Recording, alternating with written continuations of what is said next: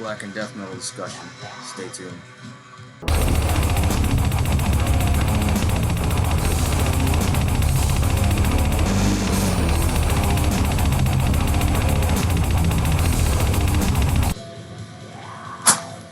What's happening, Gorgons? How y'all doing tonight? Hope everyone's been having a good weekend, time, all that stuff. Been fucking another brutal week here in the Midwest winter, man. Fucking good stuff. A lot of snow, a lot of fucking freezing weather. Yeah, it's fucking winter, man. But I hope everyone's all having a good time, doing all right. Fucking bring up a chair, man. Come hang out for a bit. We'll crack open a beer, and we got a lot to discuss. It's a bit of a special one for y'all tonight. Something a little different. Got me a little Smithwick's Red Ale, man. I don't know if you guys ever had that. It's Irish beer. If you drink beer, no, it's all right. But yeah, pull up a chair, grab your favorite drink, man. But yeah, fucking I've just been jamming some fucking black metal tonight. You guys ever heard of a little band called Black Funeral? They're actually from Indiana here, well, sort of. But I got spinning the vinyl. Just picked it up from Hell's Headbangers not too long ago, man. Fuck yeah, snagged me one of these motherfuckers. This is some raw, badass fucking black metal from the States here. This is a really classic album, by the way. Somebody from the region is actually on the motherfucker. Plays guitar. Guy goes by the name of Dean Tavernier. It's actually, his name's in the sleeve. He's does second guitar. Helped write some of the music for the record. He's been in a bunch of other fucking bands. This dude's legendary. I mean, I know him. I mean, from going to shows and from the scene. Well, we're not like best buds or anything, but if I went to a show, like, you know, I'd fucking come up, say hi to him, you know. He turned me on to some good stuff back in the day. I ran into a Dean once at, actually a Hellstar. Hellstar played here in the region at a show in LaPorte, and nobody was fucking there, man. It was like a dead fucking crowd, and I saw Dean up there, and I was wearing a God Macabre shirt, and he came up, we started bullshitting. You know, he remembers me from Cryptic Fog and the scene, like I said, the local scene from here. And he was wearing a Master's Hammer shirt, and I was like, what shirt is that? He's like, Master's Hammer. I was like, I never heard of him. You know, this is like 10, 15 years ago. And he was like, yeah, it's a fucking kick-ass black metal from the Czech Republic. Well, you know, at the time, I didn't realize that Dean was in fucking Black Funeral. Here, I'm gonna take a sip here, man, guys. Cheers.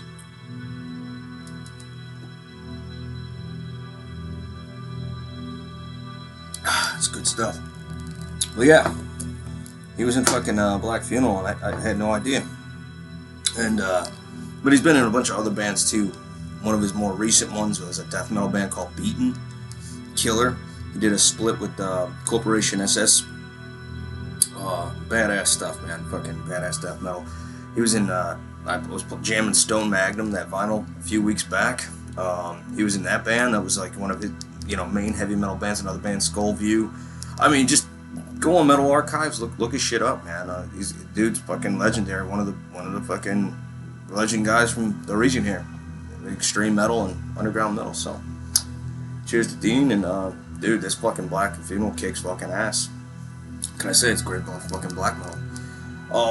For all yous that stuck around for last week, the band was a little band from Finland called, I'm sure a lot of you may have heard of them, Earn. Soul Destroyers, man. This is a kick-ass record, and this is total Blackened thrash in the vein of like Destroyer 666, that type of stuff, but it's done well, and it's not overdone, if that makes sense. It's well written. These guys know what the fuck they're doing. Really evil Blackened thrash. It kicks ass. I fucking love this record. Yeah, Earn, man. Go check them out if you liked it. That's who the fuck I was jamming last week. But yeah, something I wanted to discuss tonight. This might be a long video. So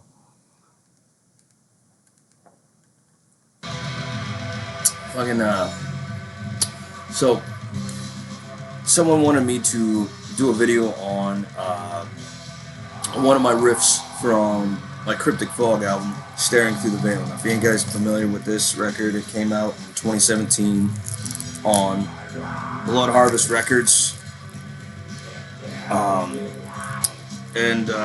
Yeah, I like the last track a lot. Cleansed by the Black Flame of Absolution. I think of my buddy LordElgor. Man, this is a shout out to him. Like, this video is for like, you know, kind of shooting it out to him, man. Because he admired my music so much and the Cryptic Fog stuff, which means a lot. Because it, you know, fucking not many people liked it. Then again, a lot of people liked it. You know, it was half and half. You know, the reviews were pretty good when it came out, but it was just some epic blackened death metal. A lot of people didn't get us, and so I wanted to kind of like explain that a little bit. Anyways, if you're all interested, this motherfucker, you can still find it. You might be able to get one from Blood Harvest. You can find it probably still on Amazon. We got it on our Bandcamp, so check that out. Fucking eBay. I mean, there's some copies of this still floating around for sure. You know, it's been about almost 10 years. But you either love it or hate it. If you don't like long songs and stuff, you're not really gonna. It's probably not for you, and that's fine. I totally understand that. And what I mean by it's epic blackened death metal is, you know, we took the style we were going for, and what I was really into was, you know, I love traditional heavy metal, and how the songs were really, you know, if you go back to the stuff in the 70s, the songs were very, when I say epic, they were long. The bands had a lot of long songs, even if you look at some of the stuff that Priest did, or, you know, Black Sabbath, Iron Maiden, Metallica, for fuck's sakes. So we took that idea, but even to even go further with it, Venom and Merciful Fate did it, and those were two of our biggest influences. I mean, At War with Satan, it's a great track. I mean, that's a fucking 20-minute epic. And then you go into you know, Satan's Fall from Merciful Fate. I mean, so we were heavily influenced by that type of shit. That was a big, you know. And then Dissection, Bathory, Burzum, Mayhem, you know, that era, those bands particularly, like that sound of that black metal really hit home for me. Excuse me. So that type of black metal, and especially really, you know, I want to emphasize Dissection for sure. Those were some huge influences, and then you take the black and death metal side of it. So there's some black and death metal that I like that I found the most profound. It wasn't the war metal stuff. It wasn't the blasphemy and that type of shit. There's a few exceptional bands that I like from that style, but when it comes to the black and death metal stuff, it was Necrophobic, the early Necrophobic, even the early Dissection stuff, Sacramentum, and another notable one was everyone hates on this band in more recent days, but like, dude, like old Belphegor, man, all the way from the early 2000s down, all the old Belphegor stuff is really, really influential in a big way, just because they took the brutal death metal, mixing it with the extreme black metal. So you take all that, you know, and then you mix, and then there's influences of Angel Corpse, of course, Morbid Angel and Deicide, and then a little bit of the Finnish bands, fucking the First Sentence record, Shadows from the Past, you know, Grave and Entombed, you know, that the first Entombed record, you know, that kind of a Swedish sound, and it was kind of just all kind of blended together. So you have these black metal melodies too, from, you know, the Dissection, Bathory and stuff, and then done in an epic way. It all kind of fit together. Now you have some songs that people didn't understand, really get us, because when I say black and death metal, I mean some of if in our earlier part of, you know, the Cryptic Fog stuff, some songs might just be death metal, and then some songs might be just black metal, and some songs will be a combination of both.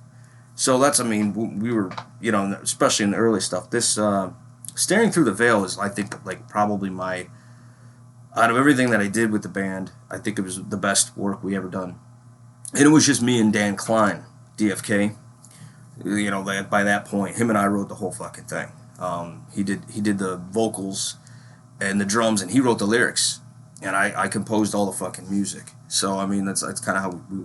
But musically, yeah, it was influenced by a lot of that different shit, and that was like, it's kind of hard unless I could, like, you know, a random person wouldn't get us, but some people do, man. That's what I like about, you know, Elgor, Lord Elgor, man. Fucking, he gets it, you know. And the people that got it fucking got it. And those are the ones that's what it's for. But it's a small group, and I understand, because they're not, people don't want to hear long songs and all the time, and then, you know, some people complain that the riffs play out too long. And there's a reason for that. I played a riff until I felt satisfied with it, and I didn't care how long I played it for. It was satisfactory to me. And some other, you know, bands like Burzum, and I love Burzum, and, you know, his stuff. Early Burzum stuff.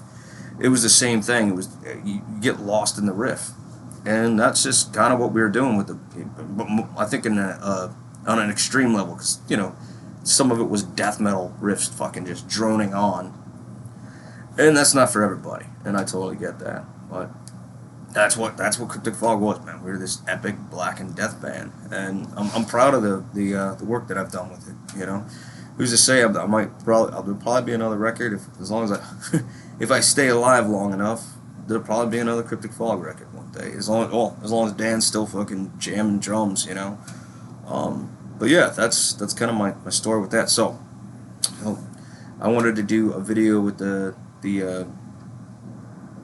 guitar, you know, the first riff of the song. So I hope you all enjoy this. Let me know what you think. Stay tuned.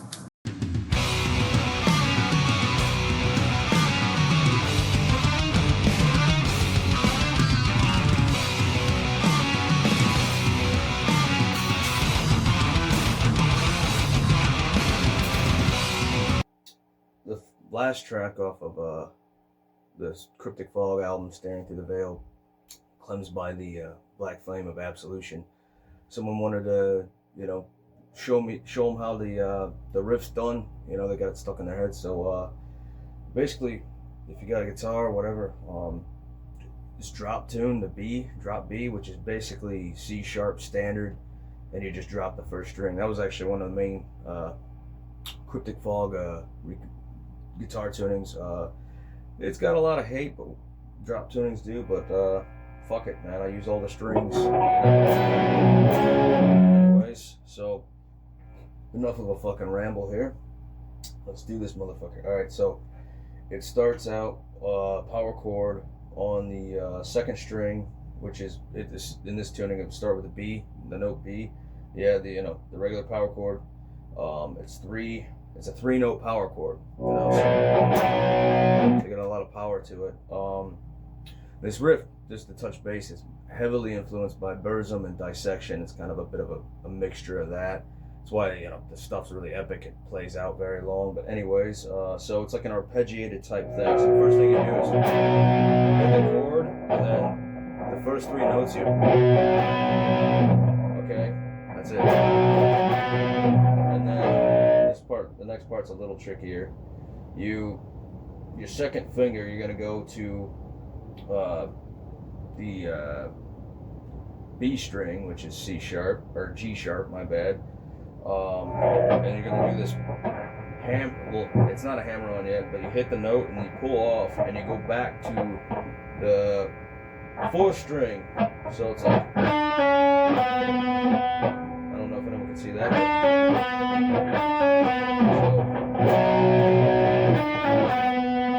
And then the last part of it.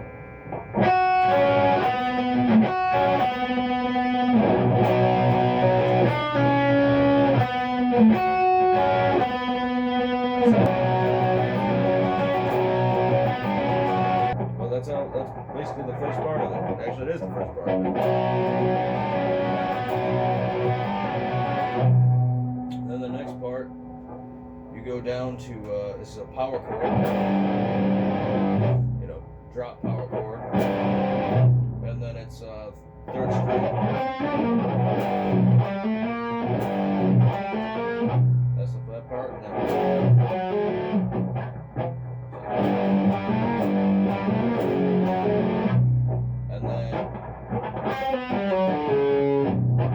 but you don't hit, so like this, you only do this, but there's a harmonic there. So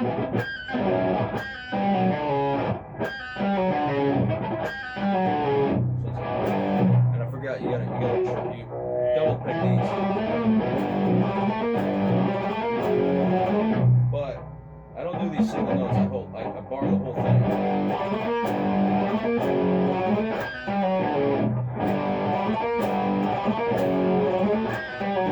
That's the second part of the riff. So it goes.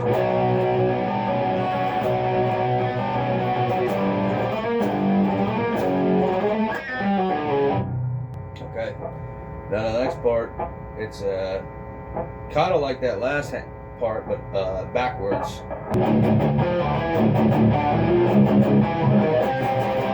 But it's triplet.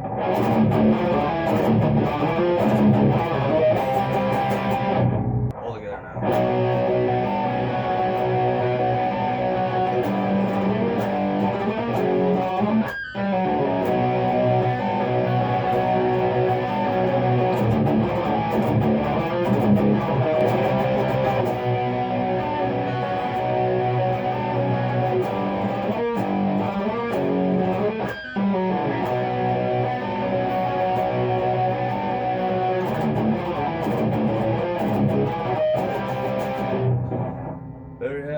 So what y'all think? Did you guys dig that, man? I hope you did. Yeah. Nah? Oh, well, fuck. Hopefully I hope it was helpful to some, man. Cheers.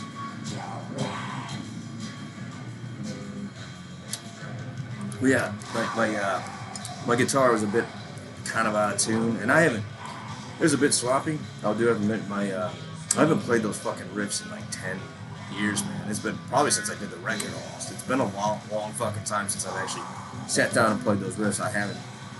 I just picked it up and was like, all right, yeah, I'm gonna do this. I'm one of those guys. I honestly don't seem like it, but I actually have to actually practice what I'm doing, and that's with anything. I have to actually practice and rehearse shit. It's otherwise I'm rusty at it. You know, I'm not one of those.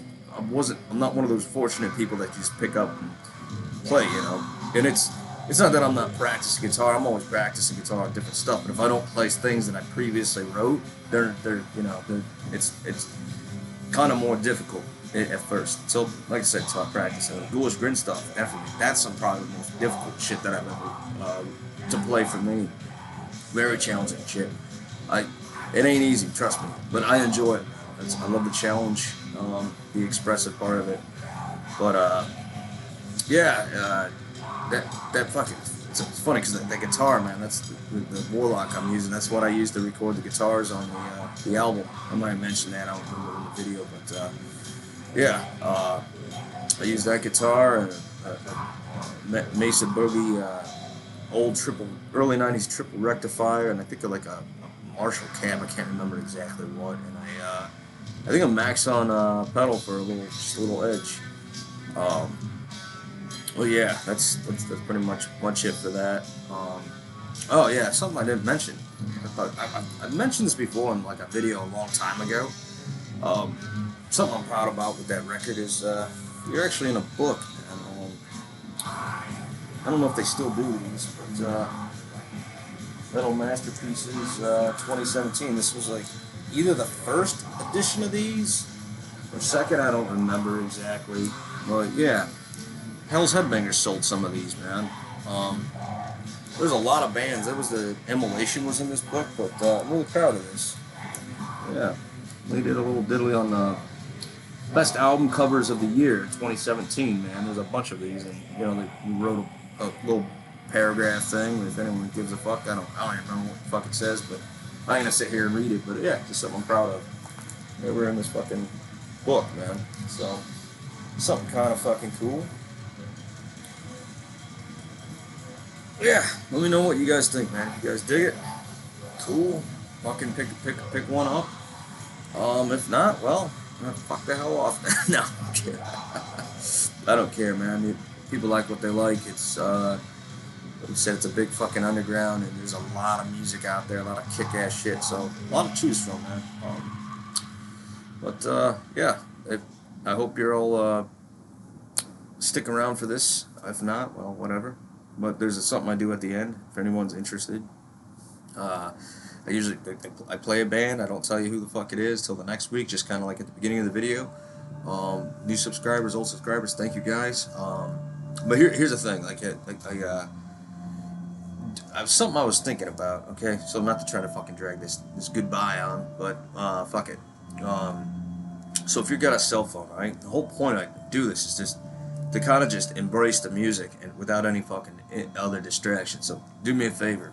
So like cell phones, right? Now I just thought of this the other fucking day. You're watching a video. Make sure you hit the little button that opens up the whole fucking screen. So there's nothing. Because otherwise, your brain is gonna go to all the bullshit underneath. If that means anything to you, like. But the whole point of this is to just listen and not know what the fuck you're hearing. I mean, you might know the band I'm playing. That's okay too. Feel free to discuss it if you want. I mean, I'm cool with that. But the whole point of this is just kind of like if you hear something you never heard, and to not know what it is, because you know we receive too much all the time, and everything. It alters our fucking perception of things. I kind of just miss the mystery, the how majestic music used to be to me. I miss that, and because of the internet, it's a double-edged sword. All right, like it is what it is, but there's that other side. I miss, you know, when a friend would give me a cassette or a burnt CD, even, and there'd be bands just written on it. And I know a lot of some people know exactly what the hell I'm talking about. You didn't get to see what the band looked like. You had no fucking clue, and I missed that. And then, but now it's like you do everything. You see with your eyes. You listen with your eyes. A lot of us do. I'm guilty of it. You know. So if you don't have that, you could just hear. So either you love it or hate it. Anyways, thanks for watching. Stay tuned.